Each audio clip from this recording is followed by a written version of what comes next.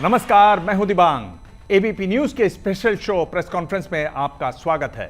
2024 के चुनाव में बहुत महत्वपूर्ण भूमिका होने वाली है देश के सबसे बड़े राज्य उत्तर प्रदेश की, और इसी पर बात करने के लिए हमारे आज के खास मेहमान बीजेपी के कद्दावर नेता, उत्तर प्रदेश में उप मुख्यमंत्री केशव प्रसाद मौर्य।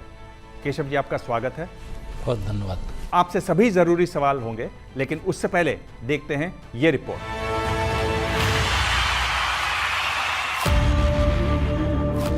अखिलेश को ठीक से देखा नहीं, उनका इस समय स्वास्थ्य बहुत खराब है। सड़क किसने बनाई है, एक्सप्रेस किसने बनाया है? जैसे लगता है आपने सैफई की जमीन बेच करके सब बनवा दिया है।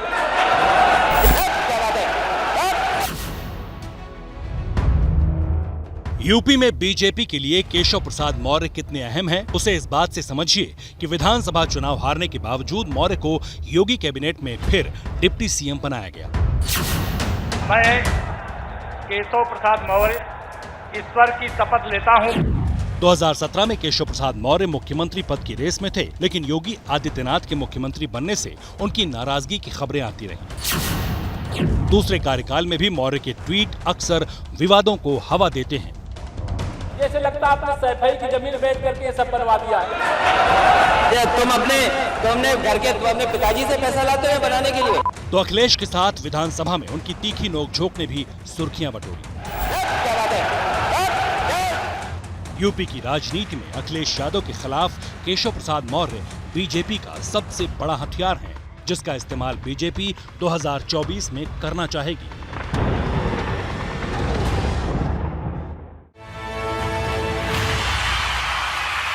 हमने बात की समाजवादी पार्टी के अध्यक्ष अखिलेश यादव जी से। उन्होंने एक ऑफर दिया है, ये आप सुनिए उसको। अगर उनमें हिम्मत है और उनके साथ अगर विधायक हैं, एक बार तो बता रहे थे वो कि उनके पास 100 से ज्यादा विधायक हैं, तो आज भी विधायक ले आए, समाजवादी पार्टी समर्थन कर देगी उनका। ये तो बड़ी ब्रेकिंग न्यूज हो गई।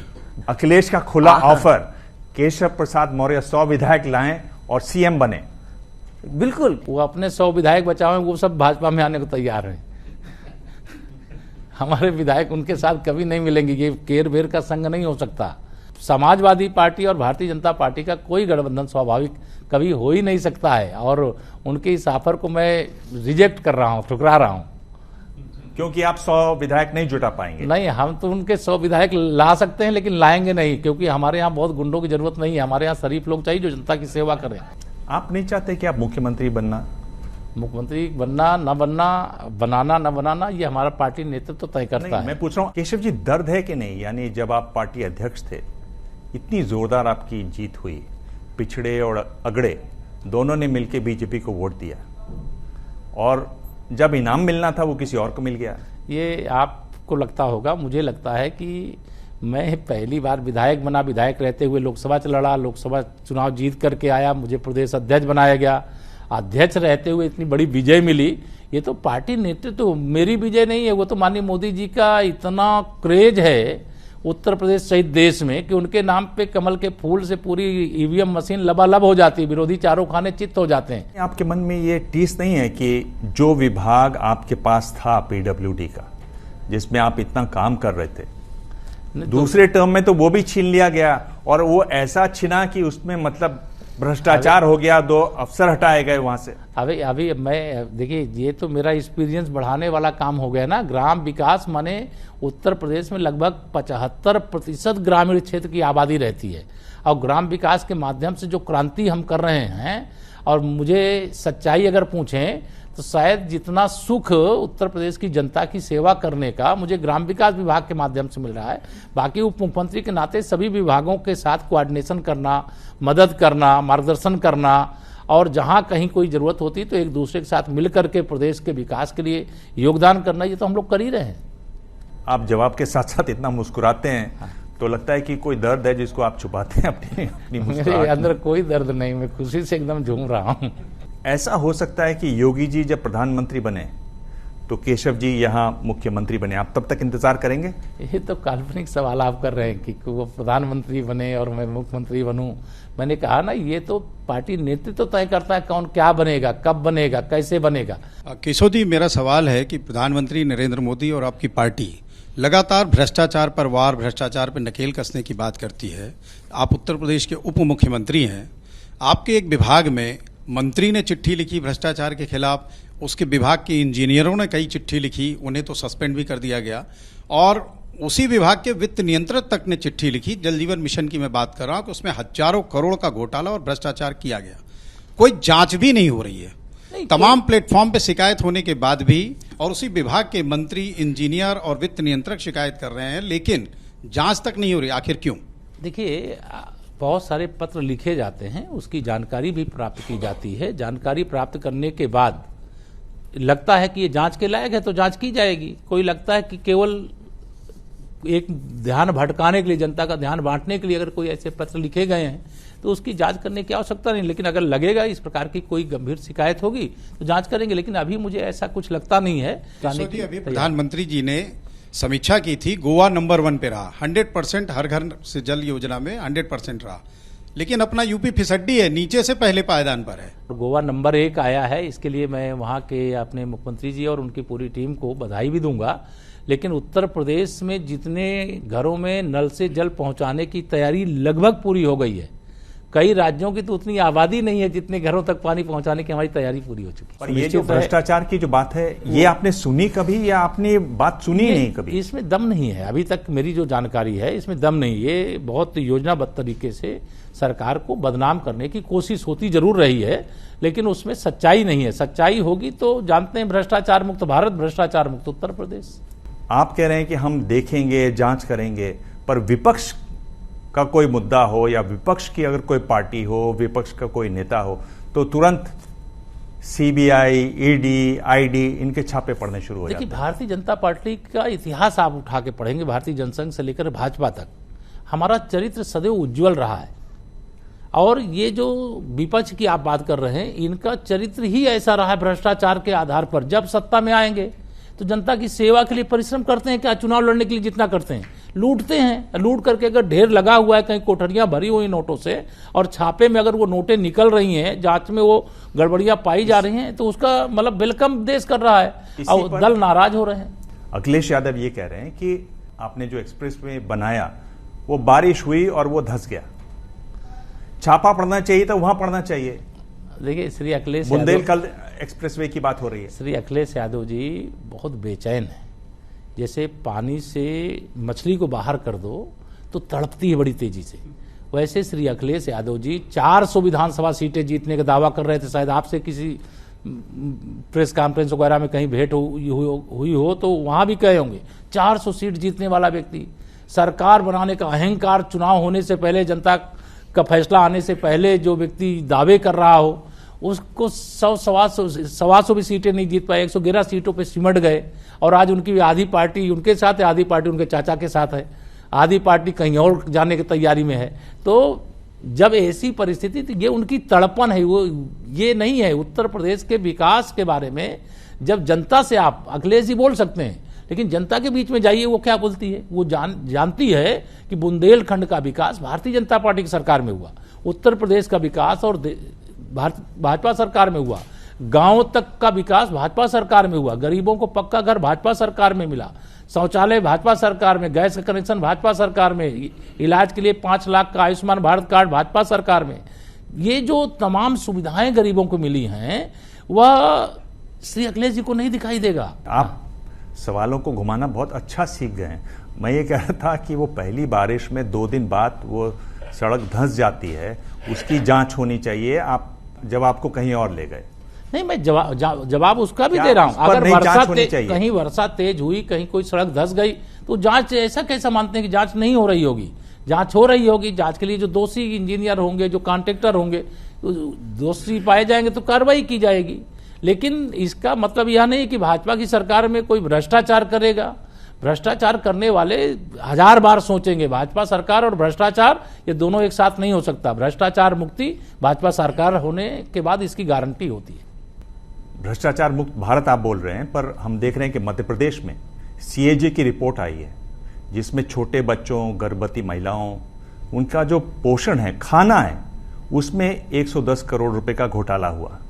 जिन गाड़ियों के नंबर दिए गए वो दरअसल में स्कूटर के नंबर निकले, और ये सीएजी की रिपोर्ट है, तो कुछ तो होगा। ये देखिए, मैं इस बात से पूरा सिस्टम जो है वो सिस्टम में कहीं कोई ऐसे गड़बड़ अफसर हो सकते हैं, ऐसे अधिकारी कर्मचारी हो सकते हैं जो इस प्रकार की गड़बड़ करने की कोशिश करें, लेकिन जो गलत करेगा उसको सजा मिलेगी, वो बच नहीं सकता है। लेकिन सरकार की मंशा भ्रष्टाचार मुक्त भारत बनाने की है, भ्रष्टाचार मुक्त यूपी बनाने की है, और उस योजना के क्रम में हम लोगों ने बहुत शानदार काम किया है। केशव जी, जब तक आप सक्रिय राजनीति में रहेंगे, एक ट्वीट आपका हमेशा पीछा करता रहेगा कि संगठन सरकार से बड़ा है। ये जो ट्वीट किया था, किसको संदेश देने के लिए किया था और क्या सोच के किया था, और ये यूपी में ही लागू होता है कि केंद्र के लिए भी है? नहीं, देखिए, एक बात आप सदा ध्यान में रखें कि संगठन सर्वोपरि है। हम भारतीय जनता पार्टी के कार्यकर्ता पहले हैं, सरकार की किसी जिम्मेदारी में हम बाद में हैं। इसलिए हम कहते हैं हमारा संगठन सर्वव्यापी है, हमारा संगठन सर्वस्पर्शी है, हमारा संगठन सर्वग्राही है, और हमारा संगठन सर्वोपरि है। इसको लेकर के किसी प्रकार का कोई भेद नहीं है। और इस विषय को लेकर के जो मतलब ट्वीट को चर्चा बनाए लोग, मैं ये नहीं समझ पा रहा हूं कि एक संगठन का कार्यकर्ता और संगठन के कार्यक्रम में अगर कुछ बोलेगा तो उसकी लाइन, और मैं एक बार नहीं, ये तो संगठन सरकार से बड़ा है, मैं कम से कम सैकड़ों बार बोल चुका हूं। केशव जी, मैं आपसे यही पूछ रहा हूं, आप सारी बातें समझते हैं, सब बात जानते हैं, फिर थोड़ी थोड़ी कोशिश भी करते हैं, और हर बार आप कहीं ना कहीं रह जाते हैं। पार्टी अध्यक्ष भी नहीं बनाया आपको। आप पार्टी अध्यक्ष बनाना न बनाना, ये तो मैंने आपको कहा, जो अधिकार केंद्रीय नेतृत्व का है, और वो हमको कहे कि केशव जी आपको पार्टी का, संगठन का काम करना है, पार्टी के मंडल अध्यक्ष का काम करना है, सरकार का काम करना है, जो भी काम हम तो एक संगठन के एक समर्पित सिपाही हैं, और जीवन के अंतिम श्वास तक संगठन के लिए समर्पित भाव से काम करते रहेंगे। सरकार में जिम्मेदारी दी जाएगी, सरकार में करेंगे, संगठन में जिम्मेदारी दी जाएगी, संगठन में करेंगे, और जब जो बताया गया है काम वो मैंने किया है, और कभी आधे मन से नहीं किया है, मैं पूरे मन से काम करता हूं, पूरे समर्पण भाव से काम करता हूं, और रिजल्ट ओरिएंटेड काम करता हूं। पिछड़ों की बात करें तो पिछड़ों का एक बड़ा मुद्दा है जिसपे करीब करीब सभी पिछड़े नेता बोल रहे हैं, चाहे वो नीतीश कुमार हो, अखिलेश यादव हो, तेजस्वी हो, जातीय जनगणना वाला, उस पर आप कहां ठहरते हैं? पहला सवाल मेरा इन लोगों से है, हम इसके समर्थन में, हम विरोध में नहीं है, लेकिन पहला सवाल के समर्थन में। हाँ, मैं जाति जनगणना का विरोधी नहीं हूँ, समर्थन में हूँ, लेकिन आप ये कह रहे हैं कि जातीय जनगणना होनी चाहिए? मैं होनी चाहिए, कोई गलत नहीं है, लेकिन मैं इनसे सवाल कर रहा हूं जो आज सवाल उठा रहे हैं। इनके समर्थन से 10 वर्ष 2004 से 2014 तक इन्हीं लोगों की बैसाखी के सहारे केंद्र में कांग्रेस की अगुवाई में सरकार चल रही थी, तभी जाति जनगणना भूल गए थे। आज एक गरीब माँ बाप का बेटा देश का प्रधानमंत्री है, और कई राज्यों के अंदर, देश के अंदर अलग एक वातावरण बना हुआ है, तो केवल यह एक चुनावी मुद्दा है। जैसे जब कोई चुनाव आए, कोई एक नया मुद्दा ला करके खड़ा कर दो। जितना गरीबों की भलाई के लिए इन्होंने काम किया, जिन्होंने वोट लिया है, कभी नहीं किया। अगर आप इसके समर्थन में हैं, क्या आपने इस पे किसी से कहा पार्टी में, उसको सुना नहीं जा रहा, बात आपकी मानी नहीं जा रही, या आप सिर्फ ये आपने विवाद कभी ही प्रेस नहीं, में इसमें बात की? ये विवाद ही नहीं है हमारे यहाँ, इस विषय को लेकर कोई विवाद नहीं है। महत्वपूर्ण बात ये होती है, जो बिहार के अंदर कह रहे जाति जनगणना होनी चाहिए, कर लो भाई, और जाति जनगणना करने से आपको स्टेट को कौन रोक रहा है? लेकिन जाति जनगणना कराना पिछड़ों की समस्या का, दलितों की समस्या का, आदिवासियों की समस्या का समाधान नहीं, उनके लिए ईमानदारी से काम करने की जरूरत है। अब वो नहीं कर रहे हैं, जो नहीं कर रहे हैं ध्यान बटा दो। अगर समाधान नहीं है तो आप इसके हक में क्यों हैं? आपने स्वयं कहा कि आप इसके हक में हैं। वो विपक्ष मुद्दा बना रहा है, मैं समर्थन में हूं, हमारी पार्टी भी कोई इसके विरोध में नहीं है, लेकिन वो केवल मुद्दा, राजनीतिक मुद्दा बना रहे हैं, और पिछड़े वर्ग का, मैंने कहा, ये भला नहीं चाहते, जाति की बात कर रहे हैं। मैं आपसे पूछ रहा हूं कि जातीय जनगणना का लाभ होगा कि नहीं होगा? अब लाभ हानि का तो मुझे आकलन अभी नहीं बता सकता, तो लेकिन क्यों समर्थन कर रहे हैं इसका? मैं इसलिए समर्थन कर रहा हूं क्योंकि इसको मुद्दा बना करके वो हीरो बनना चाहते हैं, लेकिन वो हीरो नहीं, पिछड़ों की नजर में जो जाति के नाम पर राजनीति करते हैं, जातिवाद की, उनकी नजर में वो जीरो हो चुके हैं, इसलिए हीरो बनने का रास्ता खोज रहे हैं। केशव जी, ये तो बात गलत है। एकदम सही बात है। ये बात गलत है कि आप सिर्फ उनको रोकने के लिए आप बिना जाने कि क्या लाभ है क्या हानि है आप एक स्टैंड ले रहे हैं। अच्छा, आप उनसे पूछ दो, उनसे वो बता दें क्या लाभ हानि है, वो बता ही नहीं सकते हैं। वो केवल मतलब क्या है, कौवा का ले गया उसके पीछे भागना शुरू, देखते नहीं अपना।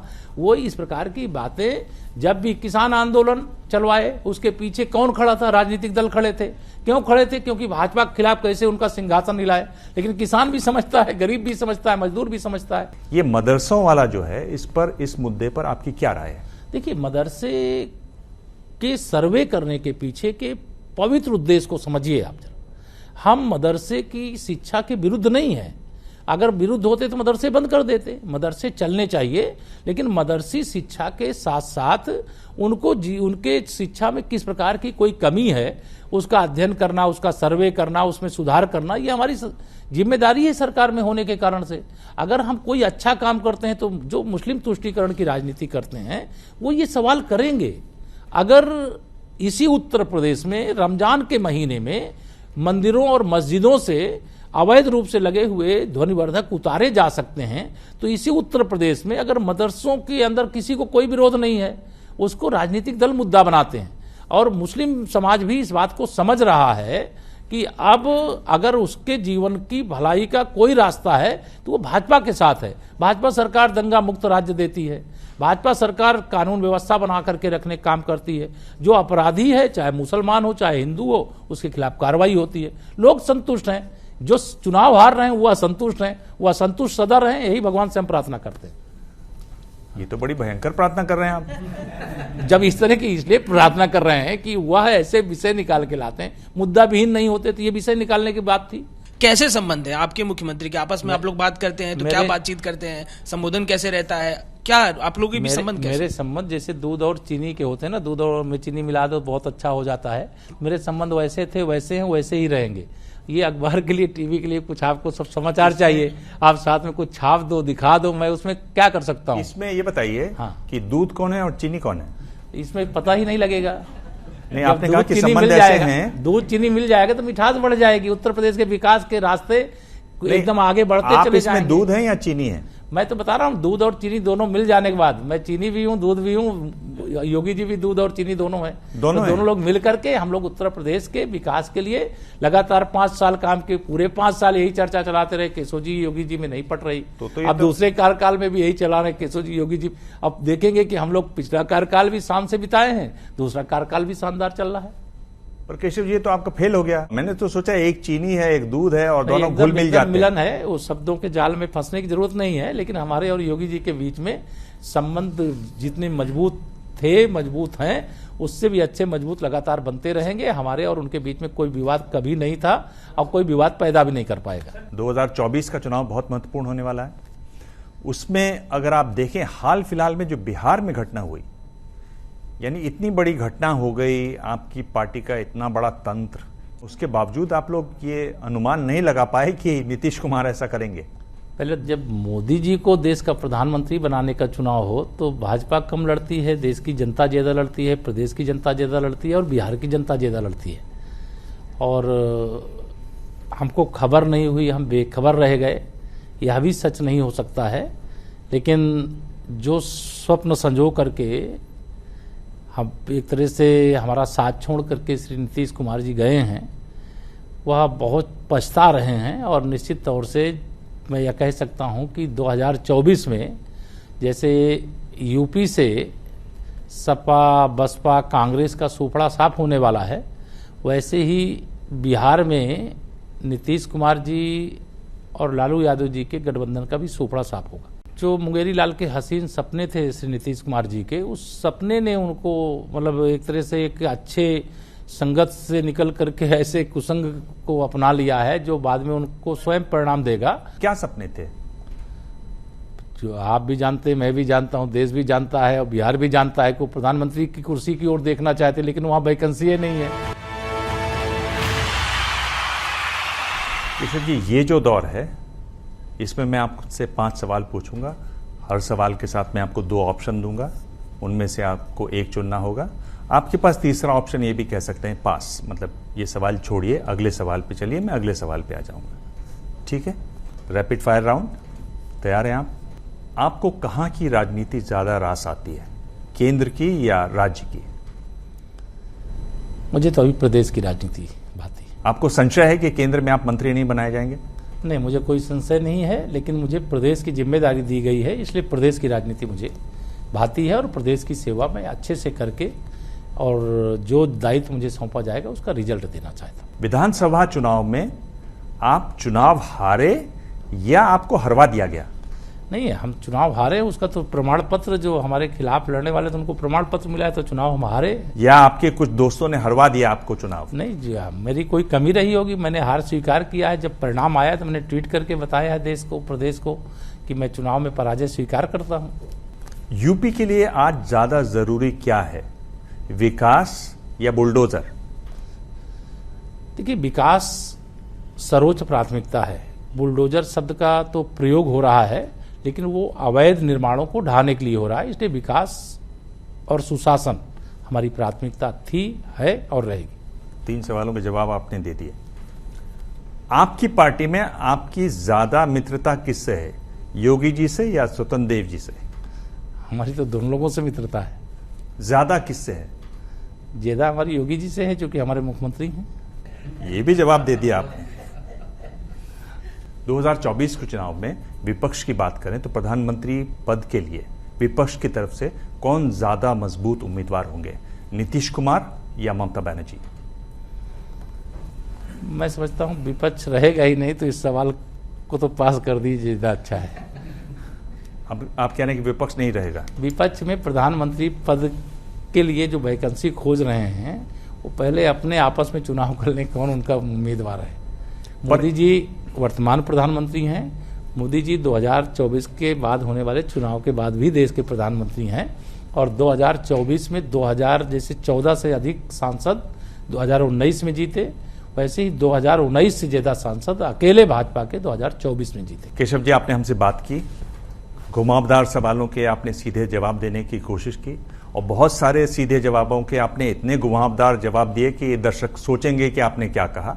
और एक आपने कला सीख ली है कि आप अपने दर्द को भी, अपने मन की बात को भी अपनी हंसी में, अपनी मुस्कुराहट में छुपाना सीख गए हैं। क्या बात है। आपने बातचीत की, बहुत बहुत धन्यवाद। प्रेस कॉन्फ्रेंस में आज इतना ही, अगले हफ्ते मिलेंगे एक और खास मेहमान से। तब तक देखते रहिए एबीपी न्यूज। क्या मजबूरी है मेरी, बताइए।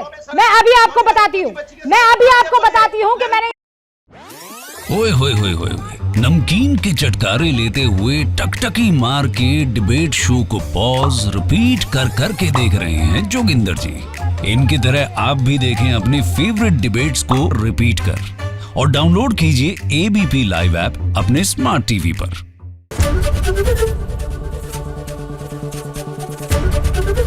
एबीपी न्यूज आपको रखे आगे।